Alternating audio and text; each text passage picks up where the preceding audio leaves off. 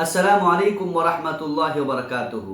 پیارے بھائیوں اور بہنوں، کیا ہم جانتے ہیں کہ سال کے 12 مہینوں میں ایک مہینہ ایسا بھی ہے جس کی حرمت کا اعلان خود اللہ رب العالمین نے کیا ہے؟ ایک مہینہ جس میں گناہ بھی بھاری ہو جاتے ہیں اور نیکیاں بھی زیادہ وزن رکھتی ہیں۔ یہ وہ مہینہ ہے جسے رجب المرجب یعنی بزرگی والا مہینہ کہا جاتا ہے۔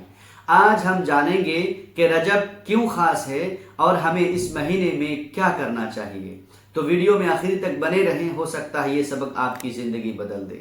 اللہ تبارک و تعالی نے قرآن کریم میں ارشاد فرمایا، اعوذ باللہ من الشیطان الرجیم، ان عدت الشہور عند اللہ 12 شہرا فی کتاب اللہ یوم خلق السماوات والارض منها 4 حرم، یعنی اللہ کے نزدیک مہینوں کی تعداد 12 ہیں جن میں 4 حرمت والے ہیں۔ علماء کرام فرماتے ہیں یہ 4 مہینے محرم، ذی قعدہ، ذی الحجہ اور رجب ہے، یعنی رجب اللہ کا منتخب اور محترم مہینہ ہے۔ حرمت کا مطلب کیا ہے؟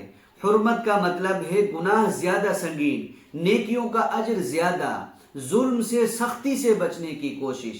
اسی آیت کے آخر میں اللہ تبارک و تعالیٰ نے ارشاد فرمایا، فَلَا تَظْلِمُوا فِيهِنَّ أَنفُسَكُمْ، ان مہینوں میں اپنے اوپر ظلم نہ کرو، یعنی خاص طور پر رجب کے مہینے میں گناہوں سے بچنے کی کوشش کرنا چاہیے۔ رجب روحانی تیاری کا مہینہ ہے۔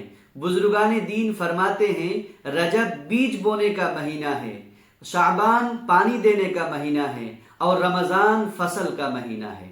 یعنی جو شخص رجب المرجب میں توبہ، استغفار اور عبادت شروع کر دیتا ہے وہ رمضان میں روحانی پھل پاتا ہے۔ اس مہینے میں نبی کریم صلی اللہ علیہ وسلم کثرت سے یہ دعا کیا کرتے تھے، اللہم بارک لنا فی رجب و شعبان و بلغنا رمضان، اے اللہ ہمارے لیے رجب اور شعبان میں برکت عطا فرما اور ہمیں رمضان تک پہنچا دے۔ یہ دعا ہمیں بتاتی ہے کہ رجب رمضان کی تیاریوں کا دروازہ ہے۔ پیارے بھائی اور بہنوں، رجب کے مہینے میں ہمیں یہ کام کرنے چاہیے، کثرت سے استغفار، نفل نماز و روزوں کی پابندی، دوبارہ قرآن سے تعلق، جھوٹ سے بچنے کی سچی نیت، دلوں کی صفائی، جھوٹ، غیبت اور ظلم سے بچاؤ۔ آپ صلی اللہ علیہ وسلم نے ارشاد فرمایا، التائب من الذنب کمن لا ذنب لہ، گناہوں سے توبہ کرنے والا شخص ایسا ہے جیسا انہوں نے گناہ کیا ہی نہ ہو۔ یاد رکھیں رجب کے مہینے میں کوئی خاص نماز، روزہ یا اور کوئی خاص عبادت نبی علیہ الصلوۃ والسلام سے ثابت نہیں ہے۔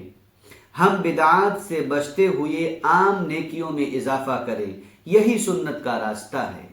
میرے عزیزو، رجب کا مہینہ ہمیں خاموشی سے آواز دے رہا ہے، لوٹ آؤ، اپنے رب کی طرف واپس آؤ، ابھی وقت ہے۔